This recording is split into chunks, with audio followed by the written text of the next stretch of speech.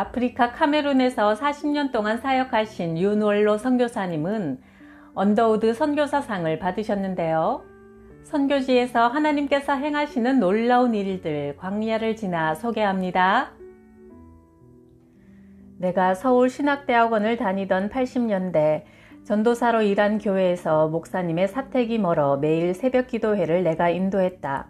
열심히 일하는 전도사가 기특했던지 대학원을 졸업하니 담임 목사님이 파격적인 제안을 하셨다. 3년간 전액 장학금을 줄 테니 미국에 유학을 하든지 목회하고 싶으면 교회를 지어주겠다는 것이다. 유학은 당시 신학생들의 로망이었고 20대에 교회를 건축하고 담임 목사가 되는 것도 꿈같은 일이었다. 그러나 나는 목사님께 엉뚱한 제안을 했다. 목사님, 선교하는 배 둘로스를 타고 싶으니 후원해 주세요. 목사님은 쾌히 2년간 후원해 주셨다. 둘로스를 타기로 한 것은 유럽 및 아프리카 20개국을 구경하고 앞으로 넓은 시야로 목회하자는 생각에서였다. 80년대는 해외여행이 제한받던 시기라 여권 발급이 매우 까다로웠다. 몇 달 후 어렵게 여권이 나오자 감격 속에 축 여권 발급 감사 예배 현수막을 걸고 예배를 드릴 정도였다. 그처럼 어렵게 받은 여권으로 생애 처음 비행기를 타고 경유지인 태국 방콕에 도착했다. 정신없이 시내 관광을 하며 돌아다니다 숙소에 오니 여권이 없었다.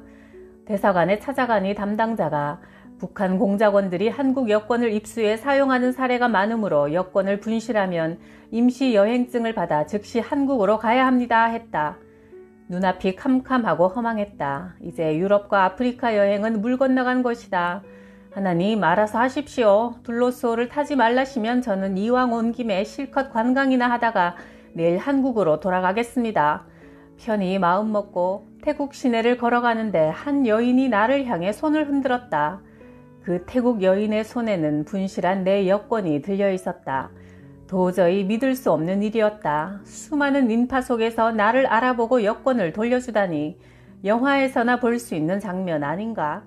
만일 그때 여권을 찾지 못했다면 나는 아프리카 선교사가 되지 않고 국내에서 목회했을 것이다. 둘로스호는 유럽 여러 나라를 거쳐 아프리카로 갔다. 아프리카는 상상을 뛰어넘는 고통의 땅이었다. 깡마르고 헐벗은 아이들이 쓰레기통을 뒤져 허겁지겁 허기를 채우는 모습을 보며 울컥 긍휼의 마음이 생겼다. 한국에 돌아가면 목회를 잘해서 아프리카 땅에 많은 선교사를 파송해야겠다고 결심했다. 그런데 마음에 평화가 없었다. 너 자신은 아프리카에 선교사로 오기 싫어하면서 남을 보내려 하느냐는 하나님의 책망의 음성이 자꾸 들려왔다. 며칠 괴로워하다가 마침내 이런 기도를 드렸다. 주님, 제가 스스로 아프리카에 와서 사역할 마음은 전혀 없습니다. 그러나 주께서 그것을 원하신다면 특별한 방법으로 저를 불러주세요. 그러면 순종하겠습니다. 이렇게 기도하고 나니 마음의 평화가 찾아왔다. 둘로스가 드디어 카메룬의 항구 도시 두알라에 도착했다. 카메룬은 나의 마지막 행선지였다. 2년간의 유럽과 아프리카 일정을 카메룬에서 마치고 비행기로 한국에 돌아갈 예정이었다. 둘로스가 카메룬에 도착한 다음 날 한국인 부부가 찾아와 나를 보더니 말했다. 전도사님, 카메룬에 오신 것을 환영합니다. 카메룬에 선교사로 와주세요. 우리 부부가 3년 넘게 카메룬에 한국 선교사를 보내달라고 기도해 왔습니다. 전도사님이 이곳에 오신 것은 우리 부부의 기도 응답입니다. 반드시 카메룬에 선교사로 오셔야 합니다. 라며 간청했다. 그래서 나는 아프리카 선교사가 되었다. 사람이 마음으로 자기의 길을 계획할지라도 그의 걸음을 인도하시는 이는 하나님이시라. 잠언 16장 9절. 마탱은 내가 카메룬 사역을 시작할 때 통역을 맡아 현지 적응에 여러 면에서 도움을 준 청년이다. 그는 선교부 인가를 위해 대통령궁에서 일하는 자신의 어머니를 통해 정부 관계자들을 만나는 일도 도와주었다. 나는 그를 신학교에 보내주고 여러 해 동안 아낌없이 후원을 해주었다. 그는 훤칠한 키에 잘생긴 외모와 뛰어난 언변으로 사람을 사로잡는 매력이 있었고 기타 치고 찬양하며 기도회를 인도하는 데도 탁월했다. 총각인 마탱은 여성들에게 인기가 많았는데 그는 특히 돈 많은 독신 여성들에게 관심을 보였다. 그가 종종 밤늦은 시간에 여성들을 방문하기에 염려가 되어 늦은 시간에 혼자 여자를 만나지 말라고 주의를 주었다. 그러자 그는 발끈해서 화를 내며 우리 교회에 오는 교인들이 당신 때문에 오는 줄 알아? 나 때문에 오는 거야! 라며 대들었다. 그런 후 90여 명 모이던 교인 중에 30명을 데리고 교회를 떠나버렸다. 도끼가 오른 그는 앙바사 목사와 방송기자, 변호사와 함께 나를 카메룬에서 쫓아내려고 외무부에 나를 스파이 혐의로 고소했다. 가장 가까웠던 동력자에게 배신당한 충격으로 나는 카메룬의 모든 것이 싫어지고 카메룬 사람들이 미워졌다. 차라리 쫓겨나서 한국에 돌아가고 싶었고 완전히 탈진하여 말씀 묵상과 기도도 할 수 없었다. 그때 교인 앙드레가 중보기도팀을 조직하여 하나님께서 이 상황에 개입해 주시도록 금식하며 부르짖었다. 얼마 후 마텐과 손을 잡고 나를 배신한 앙바사 목사가 사무실에 찾아와 무릎을 꿇고 울먹였다. 목사님, 20살 된 제 아들이 이유 없이 갑자기 죽었습니다.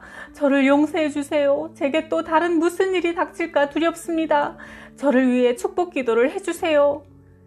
다른 일행인 젊은 방송기자는 갑자기 1000km 떨어진 북부도시 마루아로 발령을 받더니 그곳에 간 후 몇 달 만에 갑자기 사고로 죽었다.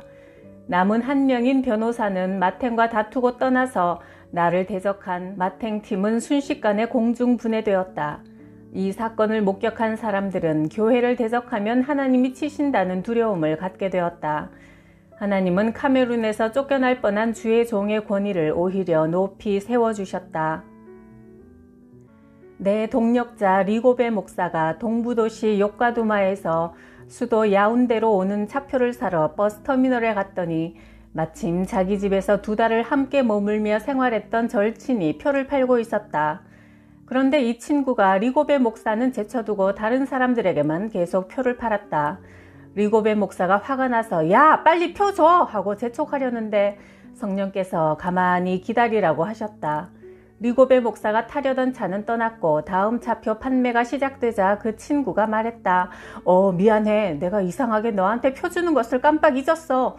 하며 제일 좋은 앞좌석을 주었다. 뒷차를 타고 1시간쯤 가니 길에 사람들이 모여있고 통곡 소리가 요란했다. 리고베 목사가 원래 타려던 앞차가 도로를 벗어나 밀림 속으로 처박혀 12명이 사망하는 큰 사고가 일어난 것이다.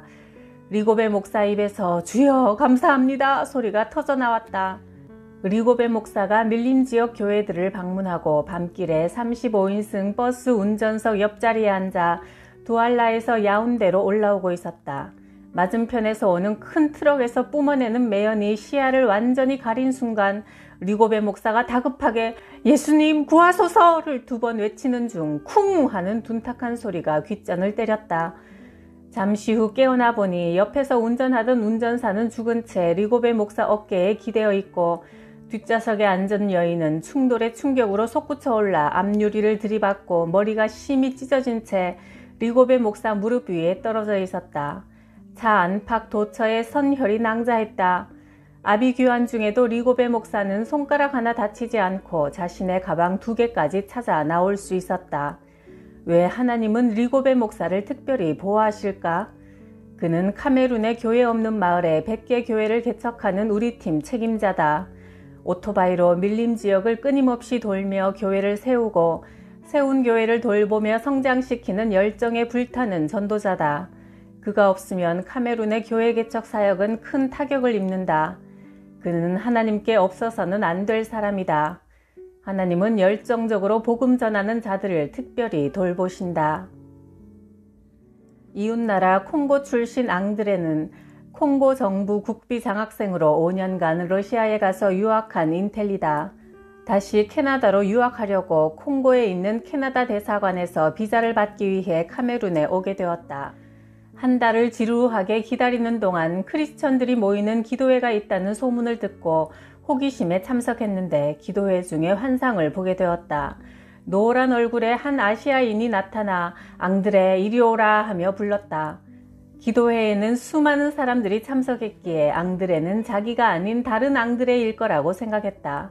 그러자 그 아시아인은 로고스 배를 탔던 앙드레여 이리 오라 하고 구체적으로 그를 지목해 불렀다. 앙드레는 선교배인 로고스호에서 1년 동안 사역했었다. 그가 깜짝 놀라 자리에서 벌떡 일어나 아시아인에게 다가가자 그는 함께 일하기 전에 먼저 검사를 해야겠다며 앙드레의 무릎을 만져보더니 됐다, 나와 함께 일하자 하는 순간 환상이 끝났다. 다음 날부터 앙드레는 환상에서 본 그 아시아인을 찾아다녔다. 그러다가 마침내 우리 교회에 오게 되었는데 그날은 수요 찬양 예배가 있는 날이었다. 그는 나를 보고 소스라치게 놀랐다. 환상에서 보았던 바로 그 아시아인이었다. 나는 낙타 무릎이라는 제목으로 그날 설교했다. 야고보 사도가 죽은 후 제자들이 시신을 씻기려고 보니 그 무릎이 굳어져 마치 낙타 무릎같이 되었습니다. 낙타가 항상 무릎 꿇고 앉는 것처럼 야고보도 기도하며 무릎으로 살아서 초대교회의 모든 핍박을 이기고 승리했습니다. 이 설교를 듣고 앙드레는 환상 속에서 아시아인이 왜 자기 무릎을 만졌는지 깨달았다고 간증했다.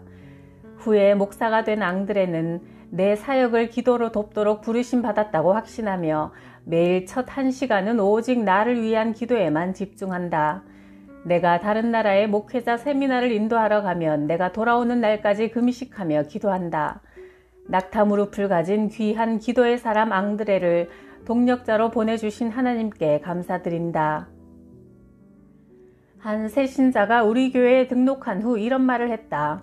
목사님, 제가 지난 6년 동안 시내 큰 교회들을 방문하여 예배드렸는데 목사님들이 하나님 말씀을 제대로 전하지 않아 계속 교회를 옮겨 다녔습니다. 그런데 여기 와서 성경 말씀이 가감없이 선포되는 것을 듣고 은혜를 받아 이제 6년간의 교회 방황을 끝내고 이 교회에 정착하려고 결심했습니다. 목사들이 말씀을 제대로 전하지 않는다니 한 가지 예를 말씀해 주실래요? 부탁했다. 시내 중심가에 위치한 큰 교회인 베델교회 목사님이 예수님의 무덤 문을 막았던 돌을 천사가 굴려낸 말씀을 설교하면서 그 돌은 바로 돈이라고 하셨어요. 무덤 문을 막았던 큰 돌이 굴려진 것처럼 큰 돈을 헌금하면 부활과 같은 기적이 나타나고 큰 축복을 받는다고 하더라고요.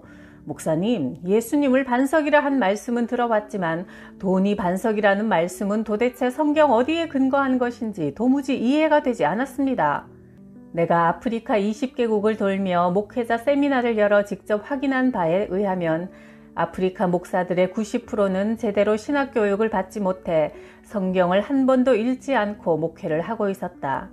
그러니 베델교회 목사와 같은 황당한 설교가 얼마든지 가능한 것이다. 나는 이 일을 계기로 아프리카 곳곳에 신학교를 세워 현지 목사들을 교육하는 사역에 더욱 전념하게 되었다. 부르키나파소 교회 협의회 회장 앙리 목사가 고백했다. 제가 어제 윤 목사님 강의에 도전을 받아 매일 성경 10장씩 읽기 시작했습니다. 부끄럽게도 회장인 제가 아직 성경을 일독하지 못했습니다.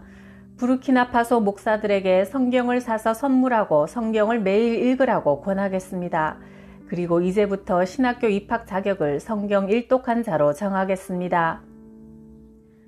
차드 사람 아슬로는 해외 유학을 한 지식인으로 차드 미국 대사관에서 일하며 상당한 보수를 받았다. 그는 교회 생활에 열심히 특별하여 신학을 하여 사역자가 되라고 내가 여러 차례 권유했지만 그는 거절했다. 제 아버지가 평생 가난한 목사로 사시면서 고생을 많이 했습니다. 저는 그래서 그냥 평신도로 섬기면서 아버지처럼 고생하는 목회자들을 돕겠습니다. 그런데 순탄하던 그의 삶에 고난이 찾아왔다. 아내에게 산고가 와서 그녀를 업고 병원으로 달려갔으나 아내가 해산 직후 죽었다. 처가 사람들이 아기를 자기네가 키우겠다고 갓난아이를 안고 힘든 장거리 여행을 한 탓에 아이마저 죽고 말았다. 아슬로는 하나님께 왜 내게 이런 고난을 주십니까? 부르짖으며 힘든 시기를 보냈다. 내가 카메룬에서 매년 진행하는 4박 5일 성경 통독에 그는 하나님의 뜻을 알고 싶다며 참석했다. 마지막 날 요한계시록 마지막 장을 끝내고 모두 일어나 찬양할 때 갑자기 어디선가 괴성과 통곡 소리가 났다. 양복에 넥타이를 맨 점잖은 아슬로가 성전 바닥을 뒹굴며 가슴을 쥐어짜는 통곡을 했다. 나는 순간 아슬로가 악령에 사로잡힌 줄 알고 당황했는데 그가 울음을 멈추고 강대상으로 올라와 이런 간증을 했다. 나는 어려서부터 남자는 울면 안 된다는 교육을 받고 자랐습니다. 그래서 아버지가 돌아가셨을 때도 아내와 아이가 죽었을 때도 나는 이를 악물고 울지 않았습니다. 내 생에 울어본 기억이 없습니다. 그런데 성경을 통독하는 동안 울음과 관련된 구절들이 내 눈앞으로 튀어 올랐습니다. 성경은 눈물과 울음과 통곡으로 가득했고 성경의 위인들은 눈물의 사람들이었습니다. 내게 눈물을 허락하신 하나님께 감사합니다. 이 경험을 통해 아슬로는 신학교에 갔다. 차대에서 신학교를 마친 그를 나는 한국으로 유학 보냈다. 그는 서울신학대학교 역사상 외국인 최초로 구약학 박사학위를 받았고 현재 카메룬 신학교에서 강의하며 또 선한 목자교회를 개척하여 목회를 병행하고 있다. 김 목사님은 60대에 카메룬에 선교사로 오셨다. 열정이 넘치고 얼굴에 항상 미소가 가득한 목사님은 농촌 지역인 오콜라 마을의 교회를 개척하셨다. 목사님 부부는 매일 아침부터 저녁까지 오콜라 마을 집집마다 찾아다니며 기도해 주었다. 언어가 안 되니 그냥 한국어로 기도하셨지만 듣는 이들은 그 뜻을 이해하지 못해도 목사님의 땀과 눈물의 기도에 감동하여 함께 눈물을 흘렸다. 농사 짓느라 근육통에 시달리는 사람들에게 물파스를 바른 후 기도해주면 통증이 시원하게 사라지는 것을 경험하고 하나둘 교회에 나오기 시작했다. 그 소문을 들은 추장이 목사님을 집에 초대했다. 특별히 추장에게는 물파스를 한 통 다 듬뿍 발라주고 기도하니 늘 뻐근하던 몸이 날아갈 듯 상쾌해진 추장이 우리 마을 사람들은 이제부터 모두 교회에 나가라 하고 명령하여 순식간에 100명 넘는 마을 사람들이 교회에 나오게 되었다. 김 목사님 목회의 특이한 점은 예배 시간에 출석을 부르는 것이다. 설교 후에 출석부를 들고 교인들의 이름을 하나하나 부르며 출석을 확인하고 결석한 교인들이 있으면 찾아가 격려했다. 설교 시간에 목사님의 언어 문제로 은혜를 받지 못한 교인들도 매주 자기 이름을 부르며 관심을 가지고 돌보아주는 목사님에게서 아버지의 사랑을 느끼며 큰 은혜를 받았다. 하나님의 일은 신비롭기 짝이 없다. 많이 배우고 능력 있는 선교사가 오랜 기간 열심히 사역해도 열매가 없고 여러모로 부족한 선교사가 무대뽀로 사역해도 열매가 나타나기 때문이다. 돈으로 사역하는 사장 선교사가 많고 성경 잘 가르치는 교사 선교사도 많으나 심장을 주며 사랑하는 아비 선교사는 소수다. 범사에 감사하라는 설교를 전한 주간에 택시를 타게 되었다. 운전사 옆좌석에 2명, 뒷좌석에 4명, 총 7명이 탔는데 기사는 가다가 내가 앉은 뒷자리에 아줌마를 한 사람 더 태웠다. 100kg는 넘어 보이는 거구의 여인이 엉덩이를 좌우로 흔들어 밀어붙이니 왜소한 나는 종이짝처럼 구겨져 호흡이 곤란할 지경이 되었다. 짜증이 나려는 그 순간 범사에 감사하라고 전한 내 주일 설교가 떠올랐다. 어떤 감사를 해야 하나 고민할 때 답이 떠올랐다. 주여, 이 여자가 내 아내가 아닌 것을 감사합니다.